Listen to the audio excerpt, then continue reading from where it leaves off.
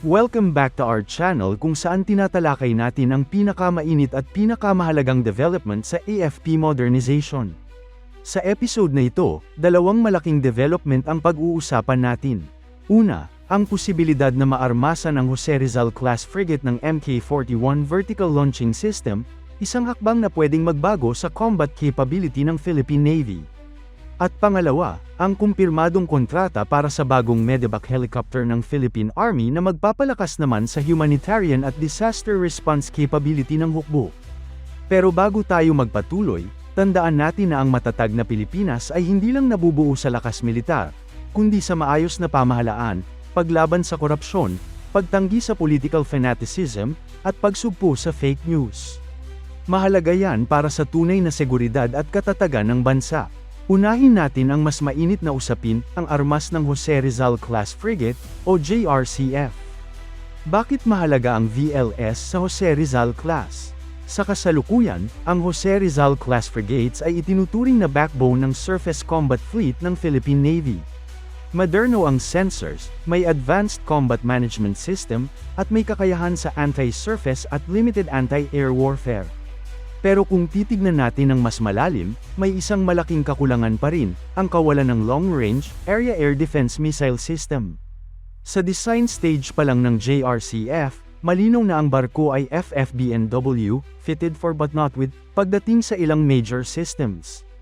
Ibig sabihin, nakahanda ang espasyo, structural support, at integration provisions, pero hindi pa talaga naka-install ang mismong armas. Isa sa pinakamahalagang FFBNW items na ito ay ang 8-cell vertical launch system. Sa ngayon, may mga proyekto na para sa towed array sonar at close-in weapon system. Ibig sabihin, papalakas na ang anti-submarine at last-ditch defense ng barko. Pero kung pag-uusapan ng layered air defense, kulang pa rin kung walang VLS na kayang magdala ng medium to long-range missiles. Mula VL Mica patungong Mk-41. Noong una, ang inaasahang missile system para sa JRCF ay ang VL Mica, na short to medium range surface-to-air missile. Maganda ang VL Mica, subok na, at compatible sa European combat systems. Pero limitado ang range nito kumpara sa mas malalaking VLS-based missiles. Dito na pumapasok ang intriguing na posibilidad, ang Mk-41 VLS. Ayon sa isang tweet ng Filipino Defense Observer na si Drethegrator, may bagong strategic opening para sa Pilipinas. Kamakailan, nilagdaan ni Donald Trump ang National Defense Authorization Act o NDAA, na nagbibigay daan sa hanggang $1.5 billion modernization aid para sa Pilipinas, unang ganitong kalaking suporta mula pa noong Cold War. Ang pondong ito ay partikular para sa modernization at maaaring gamitin para sa pagkuha ng US-made defense equipment. Ibig sabihin, theoretically, pwedeng pumasok sa usapan ang Mk-41 VLS bilang alternatibo sa VL Mica.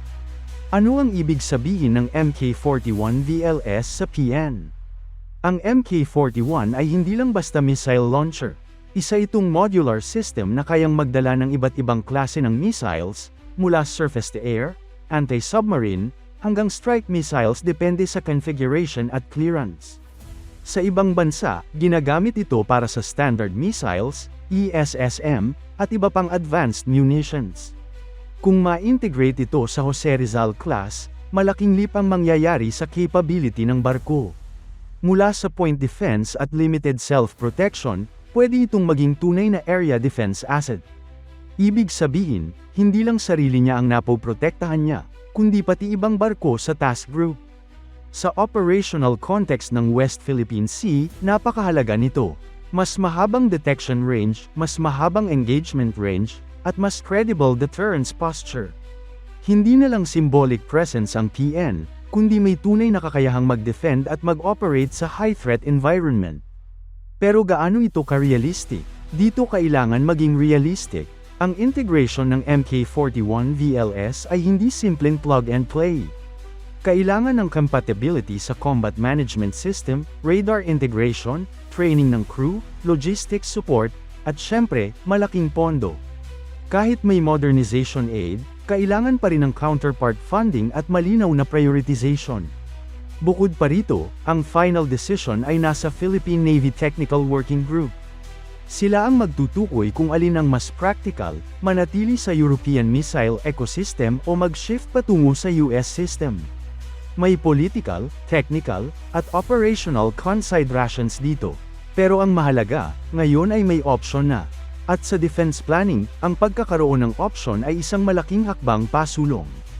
Lumipat naman tayo sa ikalawang balita, mas tahimik pero napakahalaga rin. Noong December 26, 2025, nilagdaan ng Department of National Defense ang kontrata para sa Aeromedical Helicopter Acquisition Project ng Philippine Army. Ang kontratang ito ay nagkakahalaga ng PHP 1.002 billion at sumasaklaw sa isang unit ng Bell 412 EPX na nakakonfigure para sa Aeromedical Evacuation o Medevac role. May isa pang unit na planong bilhin gamit ang FY 2026 na GA funding. Bakit mahalaga ang Medevac helicopters? Sa konteksto ng Pilipinas, ang helicopter ay hindi lang pang-combat. Isa ito sa pinaka-critical assets para sa disaster response, search and rescue, at medical evacuation. Sa bansa na madalas tamaan ng bagyo, lindol, at iba pang natural disasters, ang mabilis na paglikas ng sugatan ay literal na iligtas ng buhay. Ang Bell 412 EPX ay kilala sa reliability, twin-engine safety, at kakayahang mag-operate sa iba't ibang kondisyon. Sa aeromedical configuration, pwede itong magdala ng stretchers, medical equipment, at trained medical personnel habang nasa ere. Military value beyond HADR. Bagamat humanitarian ang primary role, may military value din ito.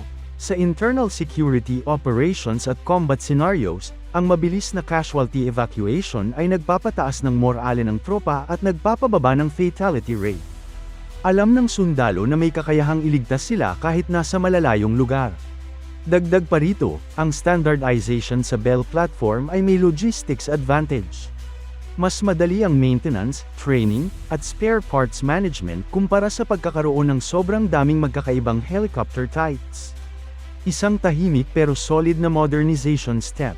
Hindi kasing flashy ng missile systems ang Medevac helicopters, pero ito ang klase ng acquisition na direktang nararamdaman ng sundalo at ng sibilyan. Ito ang modernization na may immediate, tangible impact.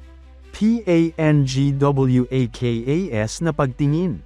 Kung pagsasamahin natin ang dalawang balitang ito, malinaw ang direksyon, ang modernization ng AFP ay unti-unting nagiging mas balanced.